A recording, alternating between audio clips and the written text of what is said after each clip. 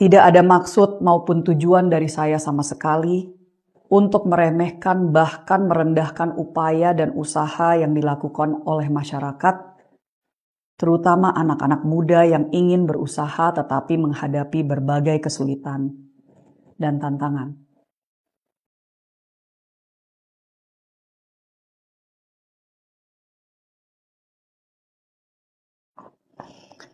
Yang pertama, mulai dari kira-kira 2 minggu sebelum 17 Agustus.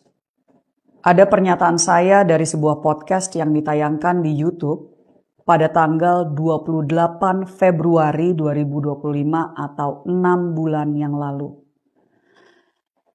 Yang dijadikan bahan untuk menyakiti hati rakyat. Podcast itu adalah on the record di Antara TV Indonesia dan berjudul Rahayu Saraswati Kupas Isu Perempuan hingga Kolaborasi Ekonomi Kreatif. Saya berbicara dengan pembawa acara selama 42 menit lebih tentang berbagai isu.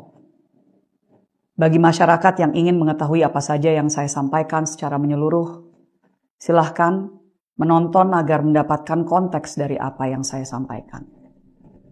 Pernyataan saya diambil dari menit ke-25, 37 detik sampai menit ke-27, 40 detik. Cukup panjang sebenarnya. 2 menit lebih yang dijadikan beberapa kalimat oleh pihak-pihak yang ingin menyulutkan api amarah masyarakat.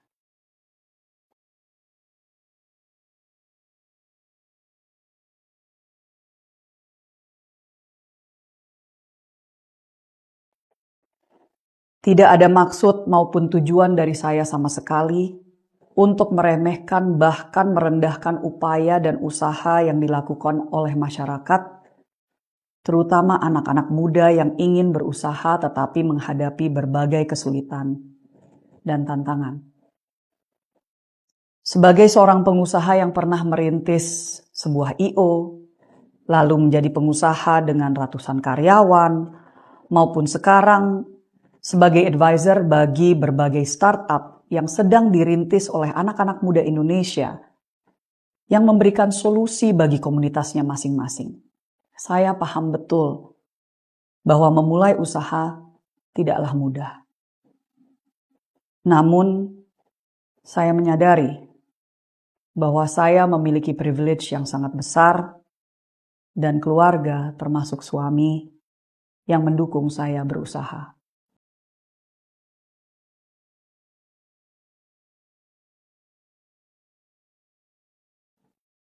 Dan walaupun niat saya sebenarnya ingin mendorong entrepreneurship, terutama di zaman transformasi digital yang membuka peluang seluas-luasnya di dunia ekonomi kreatif, saya paham bahwa kata-kata saya telah menyakiti banyak pihak, terutama yang saat ini masih berjuang untuk menghidupi keluarganya, bahkan untuk masih bisa bertahan hidup. Kesalahan sepenuhnya ada di saya. Oleh sebab itu, melalui pesan ini, saya ucapkan permohonan maaf yang sebesar-besarnya atas ucapan dan kesalahan saya.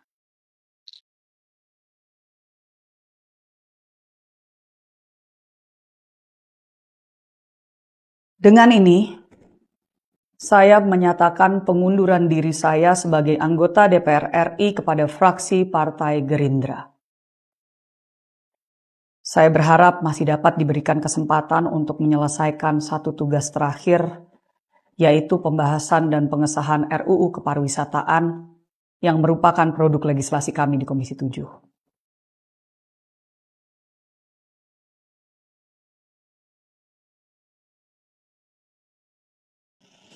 Saya mohon maaf jika saya telah mengecewakan Anda selama saya mengemban tugas ini. Dengan sisa dana yang masih ada di rekening khusus untuk dapil, saya akan terus memberikan bantuan alat kesehatan, pelatihan-pelatihan kewirausahaan, dan sebisanya mendukung pemberdayaan anak-anak muda di dapil saya sampai dana tersebut habis.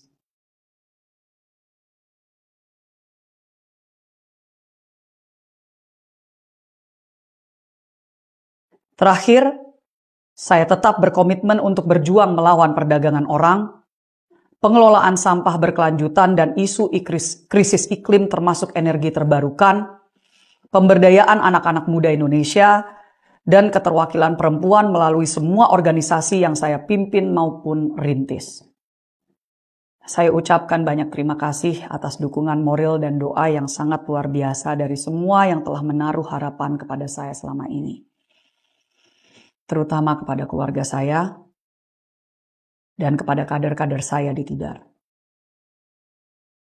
Ingat bro dan sis, berserah tidak sama dengan menyerah.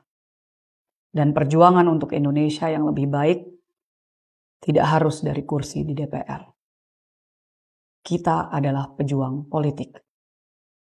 Selama ada ketidakadilan, selama ada rakyat yang belum bisa bersenyum, kita masih harus berjuang tiada akhir. Kepada para sindikat perdagangan orang, this is not the end. Terima kasih, demikian saya sampaikan. Assalamualaikum warahmatullahi wabarakatuh. Om Santi Santi Santi Om.